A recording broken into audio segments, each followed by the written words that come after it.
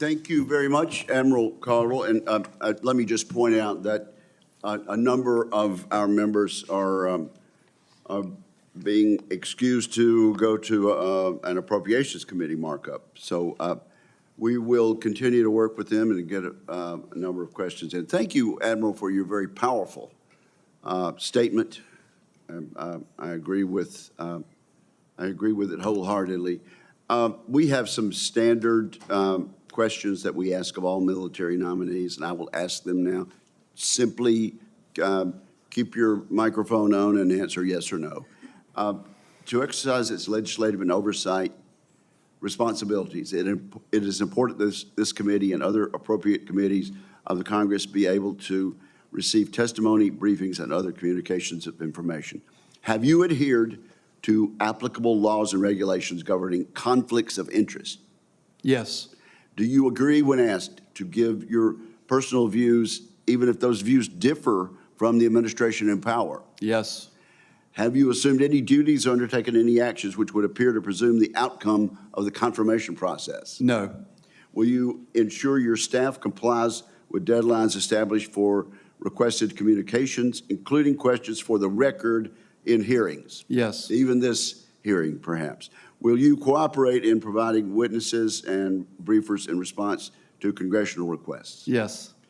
Will those witnesses be protected from reprisal for their testimony or briefings? Yes. Do you agree, if confirmed, to appear and testify upon request before this committee? Yes. Do you agree to provide documents, including copies of electronic forms of communication, in a timely manner when requested by a duly constituted committee, or to consult with the committee regarding the basis for any good faith delay or denial in providing such documents? Yes, Chairman. And then let me ask a question which we have asked of all of our nominees this year. Much of the funding in the Defense Reconciliation Bill is unspecific in the Reconciliation Bill because of our rules, and will technically be at the discretion of DOD, though we have provided recommendations for them.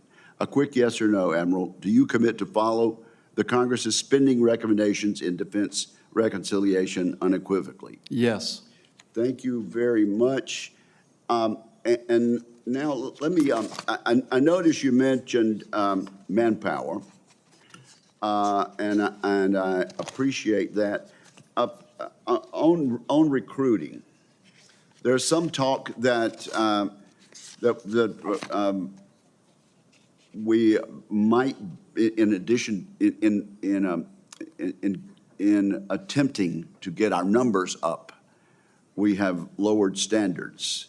How do you plan to ensure the service does not become reliant on permanently lowered standards?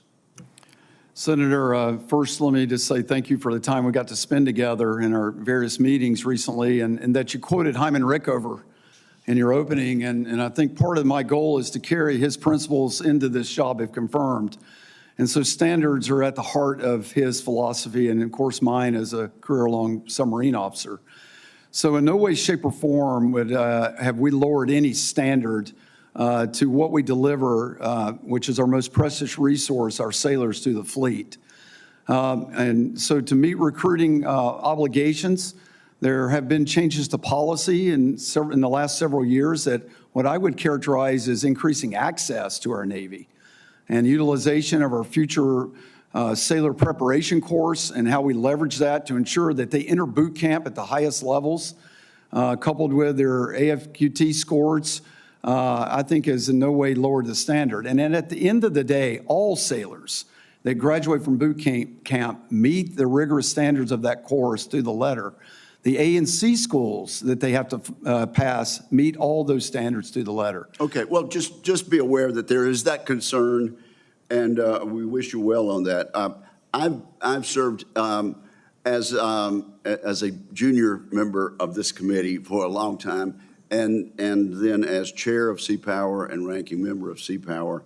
And in that connection, this committee has become convinced over time that programs in the high schools like junior ROTC can build a long-term recruiting pipeline, and we were sort of moving away from pretending like that's not a great recruiting tool. And as such, we have directed, not just a request or not just a suggestion, we have directed that we raise the number of junior ROTC opportunities around the nation. Will you commit to following the law as we've put in NDAAs over the past and maintaining and increasing investments in programs like junior ROTC that build long-term recruiting pipelines? Chairman, I'd definitely commit to that, and I'm a fan of that, and learn more about that in the preparation for this. And I would say we maybe haven't gone deep enough, then we ought to also be reaching into the middle schools to make sure we're making people aware of the Navy and service to our nation.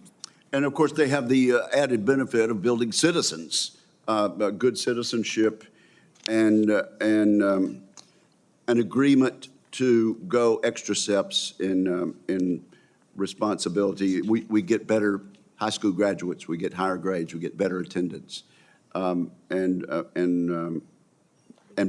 better preparation in the civilian job market. Okay. There's a Navigation Plan 24. You're very familiar with that, are you not? Yes, Senator. Okay, with regard to integration of autonomous systems, 80% surge, enhancing training through virtual environments, and strengthening maritime operations centers, do you support that? And is there anything that needs to be substantially changed in that Nav Plan 24? Well, Chairman, the navigation plan, I think, did a great job at identifying all the critical capabilities that we need to fight and win. And the prioritization of those has been heavily invested in our ability to deliver the capabilities, in particular against our most pacing threat of China. If confirmed as the next CNO, I will probably reemphasize my obligation to sailor quality of life, which I think is extremely important, and really quality of service, which is the combination of quality of life and quality of work. And what I term the foundry from my time at Fleet Forces, which is the compilation of all the unaccompanied housing, schoolhouses, piers, infrastructure, hangars, really the bedrock by which we launched the Navy from, I think needs additional attention.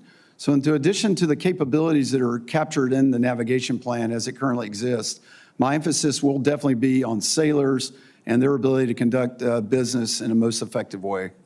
Thank you very much. And we may go into that further. Senator King, you are now recognized.